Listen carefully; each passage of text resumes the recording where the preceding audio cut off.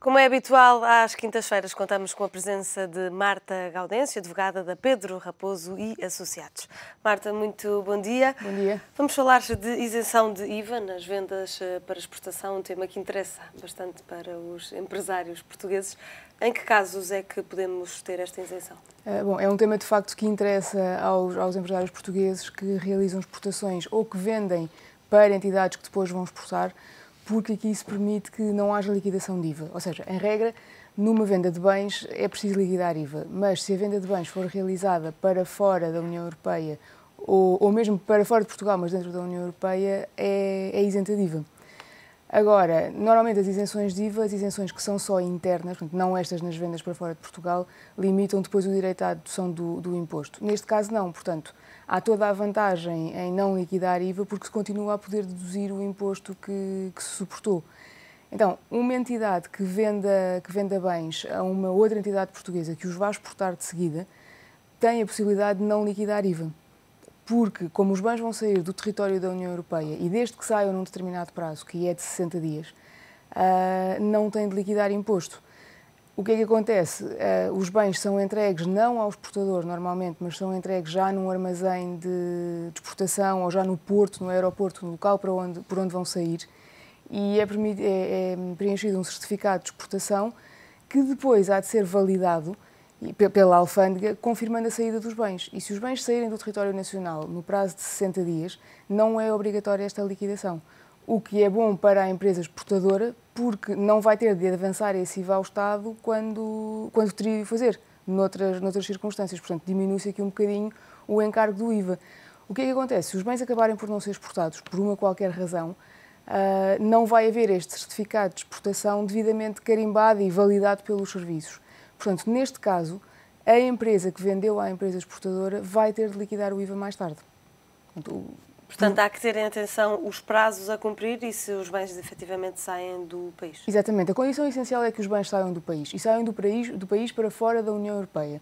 Porque se saírem do país, mas para dentro da União Europeia, já não estamos a falar de uma exportação. Aqui o IVA tem umas regras um bocadinho específicas e que às vezes baralham um bocadinho quem não está dentro do assunto, porque nós quando pensamos em exportação, pensamos em tudo o que é saída do país, tudo o que é venda de bens para fora.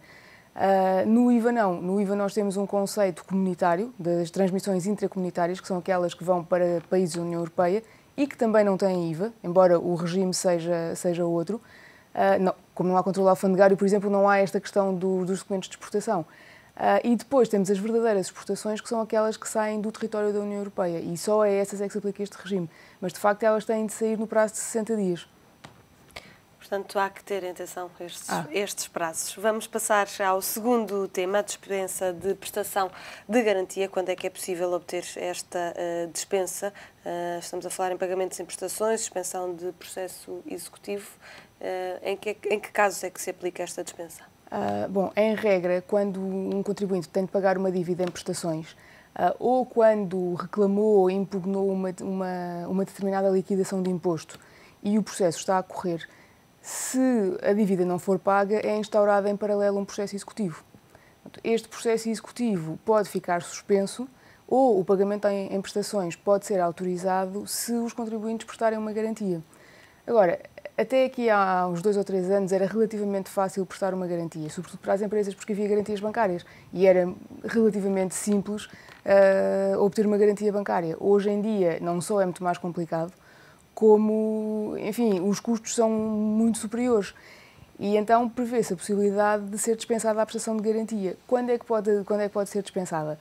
Ou quando a prestação vai causar um prejuízo irreparável, e prejuízo irreparável não é aquele que os tribunais depois são muito rigorosos a analisar isto, e a administração fiscal também, mas não é aquele que é mais oneroso, não é uma questão de ser mais oneroso ou de demorar mais tempo a compensar o contribuinte, não, é mesmo um prejuízo sério. Se, imaginando que tem mesmo de prestar uma garantia e fica sem maneira de fazer face às suas outras despesas normais, aí sim é um prejuízo irreparável. Essa é uma das situações. Ou então, quando manifestamente os contribuintes não têm bens. O que é que acontece? Numa empresa, à partida, haverá sempre alguns bens. Há os bens do imobilizado, há os créditos que têm a receber de clientes, portanto, tudo isso pode ser oferecido em garantia. Para as pessoas singulares, as coisas às vezes complicam-se um bocadinho, porque muita gente está a adquirir casa, enfim, embora com crédito à habitação, mas a casa está registada no nome da pessoa. Exato. Portanto, se for dizer, mas eu não tenho bens, e a Administração Fiscal tem conhecimento que há um imóvel registado no nome daquele contribuinte, ainda que esteja hipotecado, a Administração Fiscal vai dizer, não, mas este imóvel serve como garantia. Portanto, para que seja dispensada a prestação de garantia, é mesmo necessário ou que haja um prejuízo muito sério, ou então que as empresas ou os contribuintes não tenham bens de todo. Ou seja, é muito difícil. Exato. Como é que se consegue, então, contornar esta dificuldade? Muitas vezes não se consegue. Muitas vezes assiste-se a alguma inflexibilidade por parte da administração tributária e o que acaba por ser dado em garantia é ou um imóvel que, na verdade, já está hipotecado ao banco e, portanto, se aquela hipoteca tiver de ser executada, a administração fiscal não tem, na verdade, uma garantia, porque o banco será pago primeiro. Ou então, se forem bens da empresa ou créditos que a empresa tenha sobre os seus clientes, também é um bocadinho difícil, porque se os clientes ainda não pagaram à empresa, é por alguma razão, é porque se calhar não podiam. Portanto, sim, fica lá a penhora e sim, quando aquele valor for pago, fica, enfim, garantido ou fica por conta da dívida, mas no fundo não é uma coisa que permita à administração fiscal imediatamente ter a dívida garantida. É uma garantia um pouco fictícia, então? Às vezes é um bocadinho fictícia, mas é que existe e é que não é dispensada. É muito difícil hoje em dia ter uma dispensa de prestação de garantia. Marta, passamos para o nosso último tema, os pedidos de informação vinculativa, para falarmos deste regime. O que é preciso saber? Bom, é preciso saber, antes de mais, que esta é uma ferramenta que eu acho que devia ser muito mais utilizada.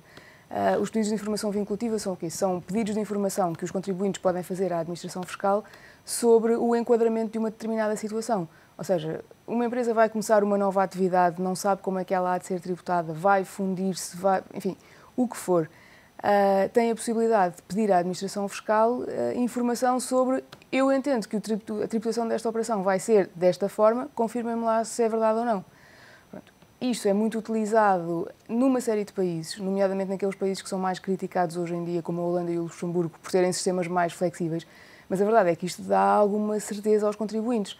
E sabendo eu que... E muito mais informação para poderem operar em condições legais. Exatamente, porque não só têm a certeza que é aquele enquadramento, como sabem que aquele enquadramento não vai mudar durante um tempo. E isso, enfim, quem investe quer ter estas certezas. Em Portugal ele vai sendo bastante utilizado, mas não tanto como noutros países. O problema é a demora, muitas vezes, porque aqui apresenta-se um pedido de informação vinculativa e o prazo de resposta, ou o prazo previsto para a resposta, são 150 dias. Portanto, é meio ano que o contribuinte espera. Depois, muitas vezes, não é cumprido. Pode pedir o caráter de urgência, mas se pedir com caráter de urgência, no fundo só ganha um mês, porque são 120 dias o prazo de resposta, e tem de pagar um valor que fica a alguns entre os 2.600 e os 26.000 euros. Portanto, o regime não está feito para que seja utilizado. Não está feito para que seja utilizado, não mesmo. Muito obrigada pelas suas explicações aqui no Primeira Hora. Contamos consigo para a próxima semana.